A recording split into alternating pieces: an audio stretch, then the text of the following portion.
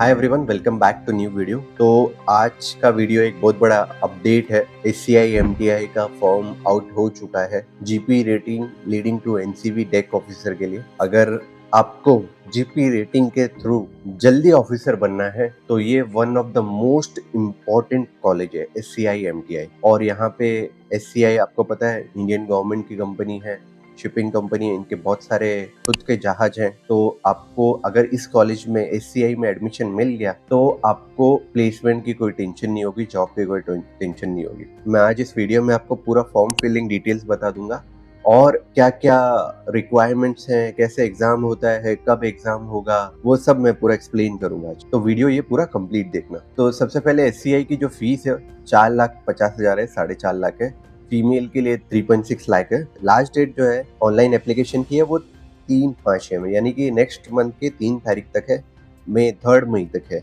But आप जब ये वीडियो देख रहे हो तभी आप फॉर्म फिल कर देना, क्योंकि लास्ट डेट तक के लिए वेट मत करना। इनकी वेबसाइट कभी चलती है नहीं चलती है लास्ट डेट में, तो आप जब भी ये वीडियो कंप्लीट देख लो तभी फॉर्म फिल कर देना। जो एससीआई कॉलेज है वो पवई में, पवई का है, मुंबई में, महाराष्ट्र में पवई है।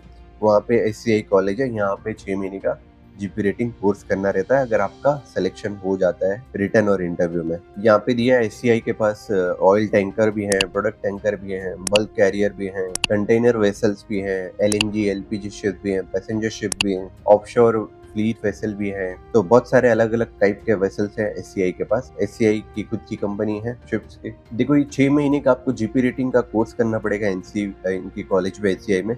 और उसके बाद में ऑन शिप ट्रेनिंग होगा। 12 महीने का ट्रेनिंग रहता है ऑन शिप। आप जैसे ही 12 महीने का ट्रेनिंग खत्म कर देते हो ऑन शिप ट्रेनिंग, तो उसके बाद आप सीओसी के लिए एलिजिबल हो जाते हो। सीओसी इन द सेंस मतलब बाद में आप ऑफिशियल लेवल के लिए एग्जाम के लिए एलिजिबल होते हो और ऑफिशियल लेवल के एग्जाम दे सकते हो। बेसिकली जो एनसीवी का फुल फॉर्म वही होता है, नियर कोस्टल वेसल। और उसके बाद आप एफजी में जाना चाहो तो उसके भी एग्जाम देके एफजी में भी फॉरेन वेसल के लिए भी जा सकते हो। तो यहाँ पे एलिजिबिलिटी क्राइटेरिया दिया हुआ है। एलिजिबिलिटी क्राइटेरिया में आप 10th पास होनी चाहिए from recognised board with subject English होना चाहिए, मैथ सब्जेक्ट, और 40% एग्रीगेट होनी चाहिए आपको 10th में।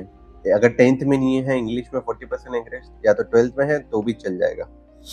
12th standard any stream pass from government recognised board with 40% aggregate, English में 40% 10th या 12th में, बट विद मैंडेटरी सब्जेक्ट जो है इंग्लिश, मैथ्स और साइंस होने चाहिए 10th या 12th में। अगर आपने आईटीआई किया तो भी आप एलिजिबल हो, बट आईटीआई में आपके मिनिमम 40% एग्रीगेट होनी चाहिए फाइनल ईयर ऑफ आईटीआई में। और इसके लिए इंग्लिश में भी आपको चाहिए 10th या 12th में 40%। एससी एसटी कैंडिडेट हो तो आपको 5% रिलैक्सेशन मिलता है, क्योंकि ये गवर्नमेंट की कंपनी है और सारे गवर्नमेंट की चीजें आप देखोगे तो एससी एससी कास्ट कैंडिडेट्स को रिलैक्सेशन मिलता ही है। 5% मार्क्स इंग्लिश में भी रिलैक्सेशन मिलता है। किसके लिए? हुआ native of Lakshadweep and Andaman and Nicobar island. और ये आई विजन का एक्सप्लेन किया है कि 6/6 in better I and 6/9 in other I. और नॉर्मल कलर विजन होना चाहिए। अब तक कलर ब्लाइंड हो गए तो आप एलिजिबल नहीं हो वेस्टर्न नेवी के लिए। यहाँ पे सीधा लिखा है कि preference will be given to the 12th standard science stream pass from any government recognised board with 40% aggregate. तो अगर कोई 12th पास है, अगर साइंस से किया है,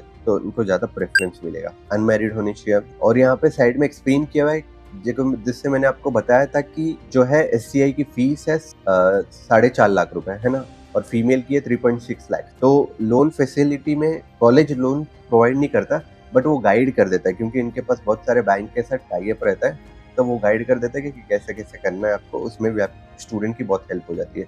उसके अलावा ये एप्लीकेशन जो आप फॉर्म फिल करोगे वो 1000 रुपीज है ओबीसी ईडब्ल्यूएस जनरल कैटेगरी के लिए, और एससी एसटी के लिए 500 है। और एज रिक्वायरमेंट मिनिमम 17.5 ईयर्स की होनी चाहिए और मैक्सिमम 25 साल की एज। और एज रिलैक्सेशन एससी एसटी के लिए 5 ईयर्स है, ओबीसी एनसी कैंडिडेट्स के लिए 3 साल है, और फीमेल के लिए 2 साल का एज रिलैक्सेशन है। और एससीआई में सबसे इंपॉर्टेंट चीज जो बाकी कॉलेजेस में नहीं है वो है कि इनकी सीट्स भी डिवाइड होती है on the basis of category. जैसे गवर्नमेंट एग्जाम्स में रहते हैं कि 40% जनरल वालों के लिए है, ईडब्ल्यूएस के लिए 10%, ओबीसी के लिए 27.5, एससी वालों के 15 और एसटी वालों के लिए 7.5। जब आपका रिटर्न एग्जाम होगा उसके बाद इंटरव्यू होगा। अगर आप सेलेक्ट हो जाते हो रिटर्न, इंटरव्यू और मेडिकल टेस्ट में, तो आपको फीस पे करके एडमिशन लेना रहता है। तो एक्सप्लेन किया है। और मेडिकल स्टैंडर्ड एज पर डीजी अप्रूवल है। जो आपने बाकी कॉलेजेस में जो फॉर्म भरा है, डीजी का जो है बीएमआई होना चाहिए आपका आइस के रिलेटेड, तो वो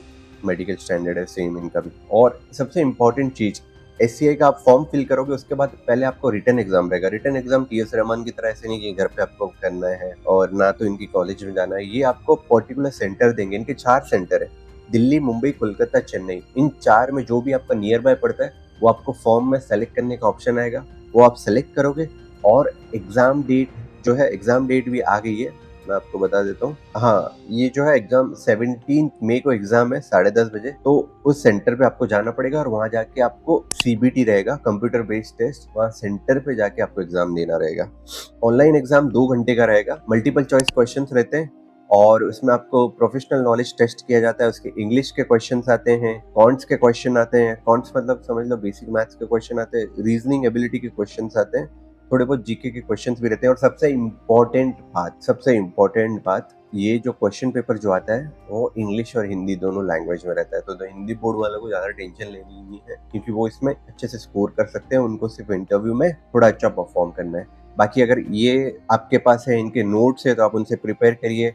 ये सब्जेक्ट्स अगर नहीं है तो हमारी खुद की जीपी रेटिंग बुक अवेलेबल है, अमेजोन पे भी है। अमेजोन पे मंगाओगे तो जल्दी आ जाएगी, फ्लिपकार्ट पे भी अवेलेबल है। दोनों जगह जीपी रेटिंग आप लिखोगे तो हमारी बुक ही सबसे ऊपर आएगी। और बाकी यहाँ पे लिखा हो, जैसे आप रिटन एग्जाम क्रैक करते हो उसके बाद आपको इंटरव्यू के लिए मेल आ जाएगा, पर्सनल इंटरव्यू के लिए। और इंटरव्यू कब है? इंटरव्यू है 1 जून को। एप्लीकेशन फीस जो है ओबीसी के लिए 1000 है, सॉरी, और ये 700 रुपीज है। SC ST फीमेल कैंडिडेट के लिए 500 नहीं है, 700 रुपये है। 17 मई को एग्जाम रहेगा, संडे को 10:30 बजे। आपने जो सेंटर सेलेक्ट किया वहाँ पे, और जो मेरिट लिस्ट निकलेगी वो ऑनलाइन के एग्जाम से ही निकलेगी, जो आप एग्जाम देंगे उसके साथ। यहाँ पे जनरल इन्फॉर्मेशन में दिया है, बोल्ड में लिखा देखो, candidate must be in position of valid Indian passport at the time of personal interview. देखो अभी तो आप 17 मई को एग्जाम दे दोगे, उसमें आपके पास पासपोर्ट नहीं है तो कोई इशू नहीं है।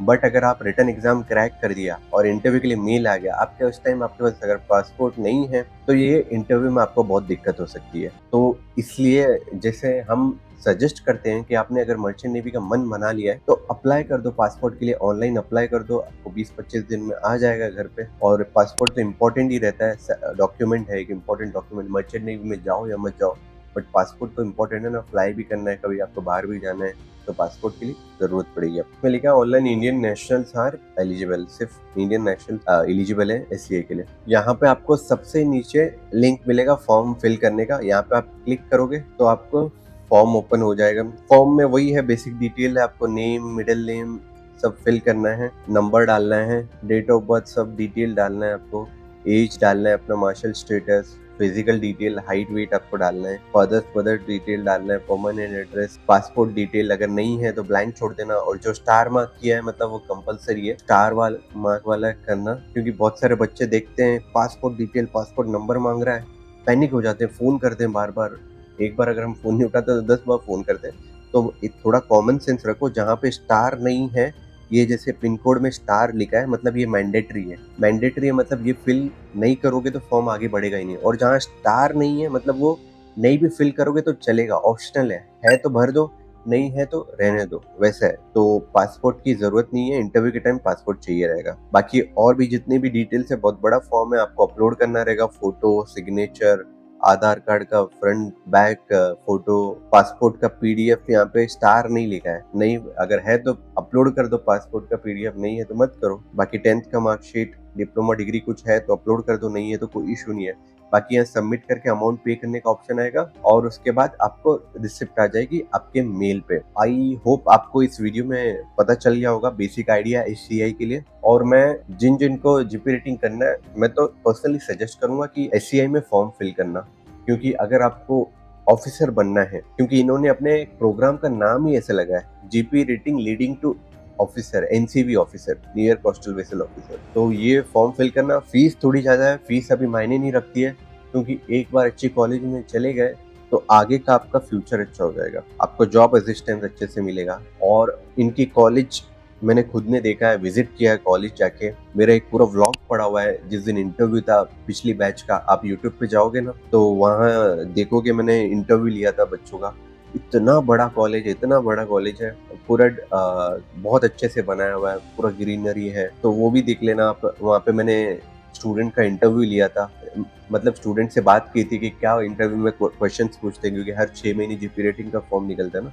तो लास्ट बैच में जो फॉर्म निकला था जब इंटरव्यू हुआ था तो हम बाहर ही थे कॉलेज के, वहाँ स्टूडेंट से पूछ रहे थे। आई होप आपको वीडियो में क्लैरिटी मिल गई होगी और आपको अगर जीपी रेटिंग के लिए प्रिपरेशन करना है इस एग्जाम के लिए, क्योंकि ये एग्जाम टफ रहता है। टफ क्यों रहता है? क्योंकि बाइलैंग्वेज हो जाता है। जो यूपी बिहार बोर्ड के जो हिंदी मीडियम के स्टूडेंट्स हैं उनके लिए थोड़ा इजी हो जाता है, क्योंकि वो गवर्नमेंट एग्जाम के लिए तैयारी करते हैं तो ये भी ये सब एग्जाम देते हैं, तो उनके लिए थोड़ा इजी हो जाता है, तो कट ऑफ थोड़ा हाई जाता है। बाकी लेवल एग्जाम का इजी रहता है, इतना हार्ड नहीं रहता है, क्योंकि इसका थोड़ा सिलेबस वास्ट है। आईएमपी की तरह इतना सब कुछ पूछता ही है। तो आप अगर नोट्स नहीं है आप तो जीपी रेटिंग की बुक आप कंसिडर कर सकते हो। थैंक